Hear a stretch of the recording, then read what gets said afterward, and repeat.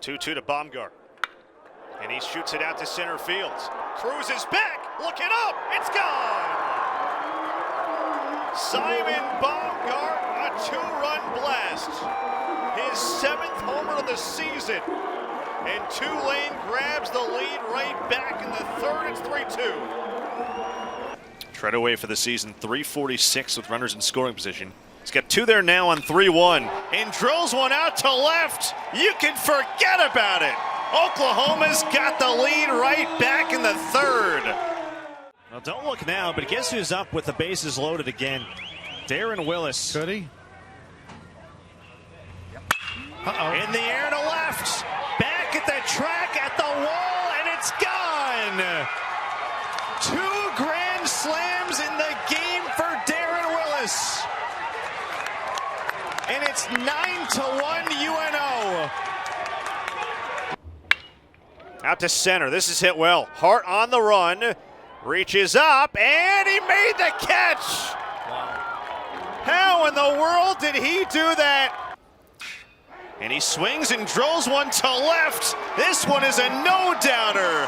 Over the berm, into the trees. Tanner Treadaway homers for the 2nd time in as many days. And on his senior day, he knots us up at 1 here in the 2nd. Tying and go-ahead runners aboard, payoff pitch. Missed everything. Muniz coming home. He scores. Ball gets by. Into score Pettis. And Oklahoma's got the lead. A wild pitch scores 2. Sooners back in front in the 4th. Keller, the tying run 90 feet away. 2-0. In the air to right center. Hit well. Wohlert back. And it's gone. Southeastern takes the lead from 12-3 down. A 3-run go-ahead bomb from Jacob Burke. His 2nd today. And it's 15-13 in the 9th. We welcome you to Uptown New Orleans, where tonight the top-ranked LSU Tigers are in town to take on the Tulane Green Wave in a midweek matchup. And we say hello inside Greer Field at Turchin Stadium with the 1969 World Series champion with the Miracle Mets, Ron Swoboda. Jack Benjamin with you. LSU has been the consensus #1 team since the preseason. There's a reason why. They're 26-5. They are so deep and talented. Tulane's got its hands full in front of what's going to be an electric crowd. This team comes at you in every way. It's an offense that is so deep it can beat you in so many ways. Everybody knows the name Dylan Cruz, projected #1 pick in the draft, but this offense is a lot more than him with guys like Gavin Dugas, Trey Morgan, and Tommy White. The American Baseball Championship begins May 23rd from Baycare Ballpark in Clearwater, Florida. You can follow all the action through the semifinals exclusively on ESPN+. Houston, of course, hoping to be the #1 seed. That would mean they are the regular season champions. They're currently in that #1 position with ECU hot on their heels.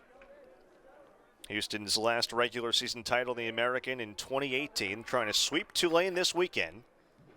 Banner is James Agabitis III. It's 8-9-1 for Tulane here in the bottom part of the 8th against Houston's Justin Murray, who started today at first base. He's got 2 more hits today. 8 hits in the series, and oh, by the way, he worked 2 scoreless innings, retiring all 6 he faced to earn the win last night. That looked like a changeup behind a fastball, and he's evened the count at 1. You'll see fastball upper 80s. He might crack 90 with his fastball. That's bounced up the middle. That is the first batter to reach base in this series for Tulane against Justin Murray. And Tulane's offense picking up a little bit these last couple innings. Agabitis has his first hit today. Well, I suggested you might be asking a lot of Murray to run him out there. And, you know, maybe he doesn't have quite the juice on it, pitching back-to-back, and it's warm here in New Orleans. Again, Murray, a grad transfer from Dartmouth. He spent 4 years in the Ivy League.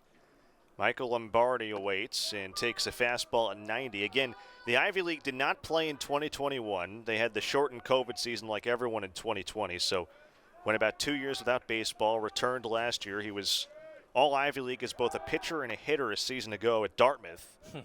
And this year he's got 8 saves, second most in the AAC. Twice this year, Ron, he has picked up saves of 2 innings.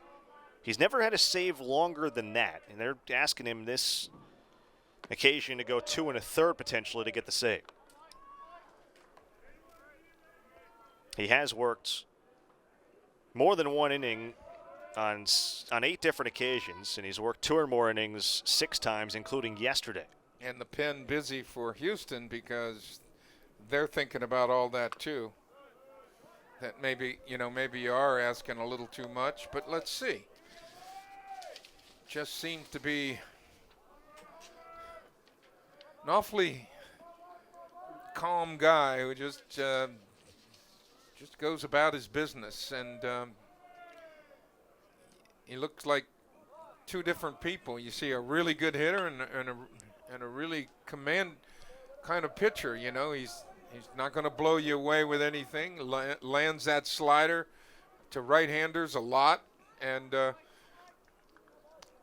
acts like it's no big deal. Michael Lombardi is hitless today, but he's been on base twice. It'll be a 1-2. That's just outside. 2 balls and 2 strikes. It is worth noting for Houston, we mentioned the 8 saves for Murray. That's tied for second most in the conference. The other guy who's got multiple saves is Owen Woodward, but he's already pitched. He got an out and walked a couple. Lombardi sends that one towards second, dug out by Burkell. McMillan turns in time. Wow. A 4-6-3 double play, and Houston among the national leaders in double plays turned. Does it for the second time today and the 48th time this year, 2 away in the 8th. That was an absolute seed hit by Lombardi, and no one suggests that Murray is unhittable, but that ground ball was just, we used to call them ugly finders, you hit when it was their guy getting in front of it. But that was just a great play by Burkell, and you knew that turns as soon as he made the play. Brady Hebert cuts and misses. Like a changeup, pretty good one. Keep in mind, Hebert has the 17-game hitting streak going, celebrating his senior day. Maybe his last chance to extend it. That's in there on the corner. It's 1-2. Hebert yesterday grounded out to second base against Murray. He'll use that changeup more to left-handers, sliders more to right-handers. 1-2. That's hit sharply right side and off the glove of Burkell, and Hebert's going to reach. And the hitting streak rolls on to 18 games for Brady Hebert. Yeah, you get a break once in a while, and that was a play that could have been made by Burkell. He hit it good into the hole, and Burkell got over there and lunging for it, had a chance, but couldn't keep it in his mitt. So an infield single to extend to 18 games, and now Theo Banks. Hold on. And a balk. So no pitch. Hebert moves into scoring position. We saw a balk called yesterday against Tulane.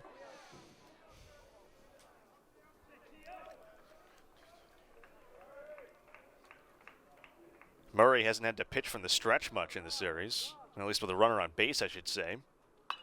Banks sends that one foul. Boy, you should be ready to hit up there against Murray because he sure fills up the zone with strikes.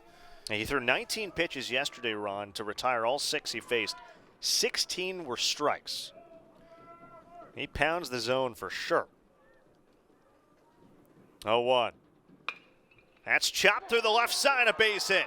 Hebert gets the wave around third. He'll score.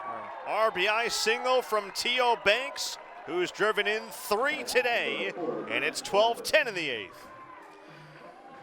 And that was a breaking ball down that Banks does a good job of letting it travel. Gets even with him, and he bangs it through the left side. And Tulane has continued to make a game out of this thing. So Banks with RBI number 36 on the year. Murray having a talk with his catcher, Anthony Tulamero. Look, you can do multiple innings as a pitcher. You can have saves where you're going more than one inning, but pitching on back-to-back days and asking a guy to have to go multiple innings, that's not an easy ask for a guy as a regular reliever. Again, Murray, not a guy who they've used on back-to-back days very much at all. In fact, the Wichita State series last weekend, the first time he's pitched back-to-back days. Braden Cunningham,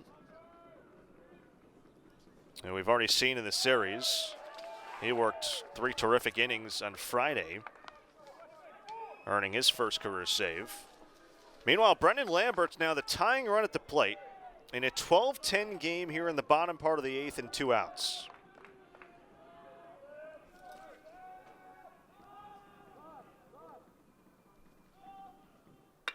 That is right back up the middle. Banks will halt at second base. And Tulane, after being unable to get to Murray at all yesterday, has strung together a number of quality at-bats against him here in this 8th inning. Got 4 hits in the frame, Ron. Yeah, and Lambert almost knocked one of his legs off. This one comes banging up the middle, right through the wickets and into center field. Fortunate that it didn't make contact with Murray, who clearly is a little different fellow today after 2 innings work. And as you mentioned, back-to-back saves last week for the first time. Yeah, first time all year he's pitched back-to-back days. Simon Baumgart now. Big cut and a miss. Tulane now has the tying run aboard. After that single from Lambert, they do have a pinch runner in there. Jackson Lynn runs for Lambert at first base. Baumgart awaits. And that's called a strike, and that one looked a little low. Whoa. Justin Bridgman can't believe it. Tulane's third base coach. Normally it'd be head coach Jay Ullman potentially arguing that call, but again, he was ejected before the game. So you got Bridgman coaching third. Anthony Izzio's been the acting head coach today. That's a tough one for Baumgart. It was literally the same pitch. Look at the TrackMan and looked a good bit down and away. Yeah. And this is something you'll only see in college baseball when the coach just wants everybody on the same page here with a couple of runners on. It's important runs to Tulane, obviously. Baumgart's 1 for 4 today. Been one of Tulane's most consistent hitters this year, tied for the team lead with 12 homers. He's driven in 32. 0-2 the count with 2 down in the bottom part of the 8th inning, down 2. Tulane actually has been at their best today with 2 outs. They're 7 for 14 with 2 outs today. Into his 30th inning of work, Murray has never given up a home run. And only 4 extra base hits. 1-2. Yeah, the average against Ron that you were mentioning, it's not that he's unhittable. I mean, it's around a 250 clip for opponents, closer to 260 actually, but. Well, it's clear that he's been able to keep the ball on the ground or keep it down, and he's not making big silly mistakes with his breaking ball. Count runs full, 2 down, bottom part of the 8th. Banks off second. Lynn the possible tying run at first. Possible go-ahead at the plate in Baumgart. The payoff, and he walked him. And the bases are loaded with 2 outs here in the 8th inning. And now you have the tying run in scoring position and the go-ahead run aboard for Jake LaPrairie.